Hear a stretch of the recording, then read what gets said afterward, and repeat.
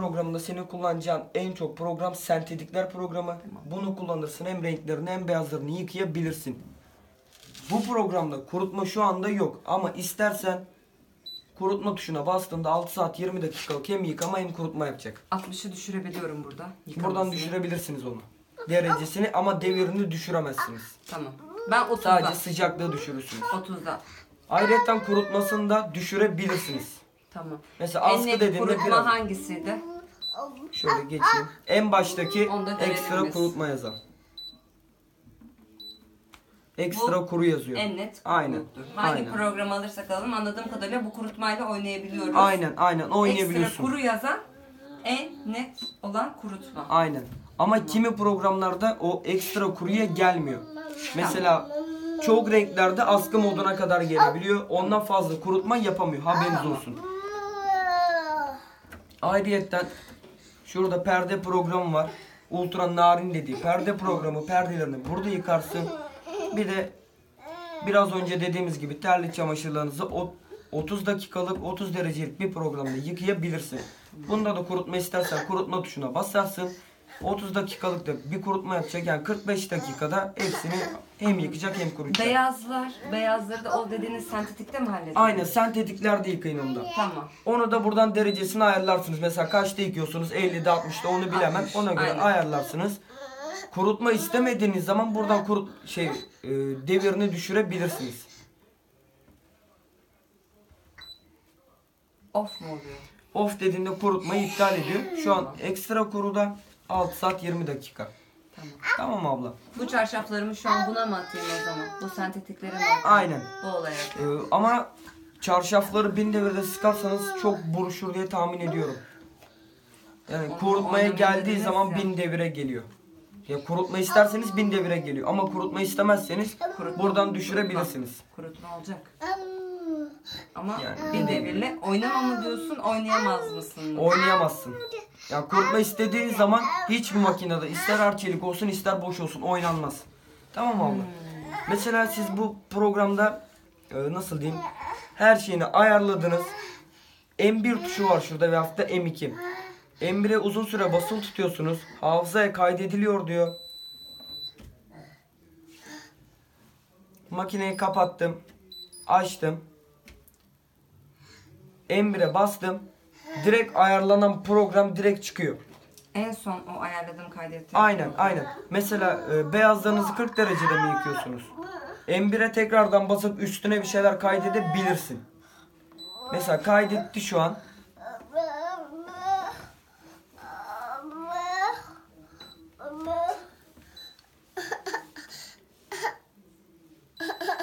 Kalk anneciğim. Abla şurada sıcaklık ayarı var. Daha demin de söylediğim gibi. Sıcaklığı buradan ayarlıyorsunuz. Kurutma istemediğiniz zaman devre ayarını buradan ayarlayabiliyorsunuz. 800, 600 ya da off diyor. Off'ta hiç sıkma yapmaz. Suyunu boşaltır. Size ıslak verir çamaşırları. Sadece suyunu boşaltır. Tekrardan bastığınızda 1000 devire çıkıyor. Şurada saat işareti var. H1 yazdı. Bastım H1 yazdı. Makineyi başlatma tuşuna bastım. Makine 1 saat boyunca bekliyor. 1 saat sonra yıkamaya başlıyor. Ama bunu pek kullanmayın. Neden kullanmayın? Elektriklerde ya da sularda bir sıkıntı olursa makineye zarar veriyor. 24'e kadar gidiyor. 24'ten sonra off yazar. Bu 24 ne oluyor o zaman? 24 saat. 24 saat sonra Aynen. başlayacak yıkama. Aynen. Anladım. 24'ten sonra off yazıyor. İptal ediyor gecikmeli zaman ayarını. Tamam. Yani yanlışlıkla basarsanız bile off'a getirin. Tamam abla. Şurada P yazıyor. P'ye bastım. Ön yıkama demek. Deterjan gözüne her ikisine birden deterjan koyuyorsun. Tamam mı abla? Kapattım. İstemiyorsanız tekrardan basarsınız. Ön yıkamayı iptal etti. Ütü var. Bastım. Kolay ütüleme diyor. Şöyle bir daha basayım. 1000 devirde abla. Kolay ütülemeye bastım. 600 devire indirdi. Yani biraz daha az buruşturacak gibi diyeyim ben size. Ama o zaman Sıkma o net performansı da düşecek. kurutma oluyor bu değil mi? Yok, sıkma oluyor. Şu an kurutma kapalı. Şu an kurutma kapalı olarak anlatıyorum ben size. Kurutma varken bu ütü ayarına basamıyor muyum? Basamıyorsun abla. 1000 devirde oluyor ya. Ondan dolayı basamıyorsun. kurutmadayken anladığım kadarıyla her şeyini kendisi ayarlıyor. Aynen. Ben aynen. ancak sıcaklığınla oynayabiliyorum kurutmada. Aynen abla. Ayrıyetten bir de mesela şurada bastım. Ekstra durulama diyor. Kurutma varken ekstra durulama da yaptırabilirsin. Mesela sentetikler programı 5 sefer durulama yapıyorsa buna bastığınızda 6 sefer durulama yapacaktır. Yani ayrıyetten durulama ekleyecektir. Bastım süper yıkama diyor. Biraz daha iyi bir yıkama yapıyor. Ama bunu hiç kullanmanıza gerek yok. Mesela Peki, 5 saat çamaşırda? 44 dakika iken 6 saat 7 dakikaya çıkarıyor. Yani nasıl diyeyim ben size, ön yıkama gibi. Biraz daha fazladan yıkama yapıyor. Ama şu ikisini aslında hiç kullanmanıza gerek yok. O iyi yıkamaydı. Bu süper yıkama, bu da ön yıkama. Ekstra şöyle göstereyim. Süper yıkama diyor. Biraz daha hızlı yıkıyor. Şu da ön yıkama. Bunların ikisini de kullanmanıza gerek yok. Zaten diğer makinanda sentetikler programı 1 saatse mesela bunda 1,5 saat. Biraz daha uzun program süreleri. Ondan dolayı hiç gerek yok. Tamam abla. Ön tarafta işimiz bitti zaten. Yumuşatıcı gözü, ana yıkama gözü, ana yıkama gözü, ön yıkama gözü. Tamam. Dediğim gibi ön yıkama yapmana gerek yok. Abla makinen 11 kiloluk. 11 kiloluk da aşırı bir yükleme yapma. Yükleme yaptıktan sonra şöyle tepeden bir karış boşluk kalsın. Senin doldurabileceğin kapasite şu kadar. Tamam abla. Çorap tarzı şeyleri ön tarafa atmayın. Arka tarafa doğru atın. Aradan makine yutabiliyor. Haberiniz olsun. O kadar. Tüm makineler yutar. Bilmiyorum başınıza geldi mi? Benim hiç makinem içine gitme. Ha buraya geliyor evet. Şu aradan kazan arasından alabiliyor. O da nasıl diyeyim, mesela çok çamaşır varken Ama diyeyim arkaya size. da ben çok assam o dönerken öne gelebiliyor ama. Abla en tavsiye edeceğimiz şey file. Yani. Dışarıda özel fileler satılıyor. Onlardan alabilirsiniz. Çok pahalı bir şey değil zaten. 3-5 lira Evet, civarında evet. bir şey. Aynen. Onlardan alırsanız daha iyi olur.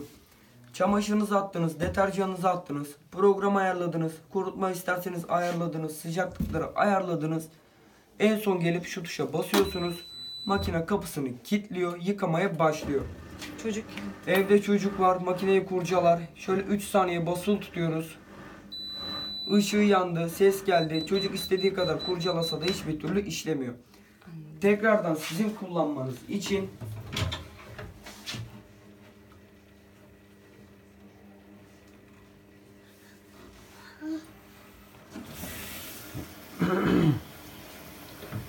tekrardan sizin kullanmanız için 3 saniye basılı tutuyoruz. Makine işler duruma geçiyor. Abla kapağını açıyor. Mesela dışarıda çamaşır unutup atabilirsiniz. Ya da çamaşır alabilirsiniz. Tekrardan bastım. Kaldığı saniyeden, kaldığı dakikadan itibaren devam ediyor. Başa ben direkt sarmıyor. durdurduktan sonra kapak açıyor mu yani? Açıyor. Ama eğer ki şu cam hizasına geldiyse, yani taşma kadar su olduysa açmaz. Yani açmasını beklemeyin. Açmasın atma.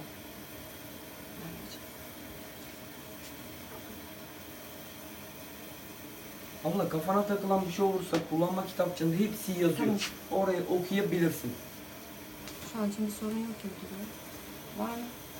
Var mı sorun şu an? Bizim kullanacağımız ekstra kuru. Anlatacağınız başka bir şey var mı? Yok abla. Bak şurada bir program Hayatım tablosu burayı var. da gör. Al şu sayfayı. Şu program tablosunu kafan karışırsa, herhangi bir şey olursa mutlaka okun. Tamam. Yani ben size nasıl diyeyim abla, o kadar para veriyorsunuz. Bir yani 5 sayfalık kullanma Evet, kitapçığını evet. okuyun. Elbette. Yani yanlış anlamayın. Kimi zaman kuruyoruz. Diğer günün tekrardan anlatıma gidiyoruz.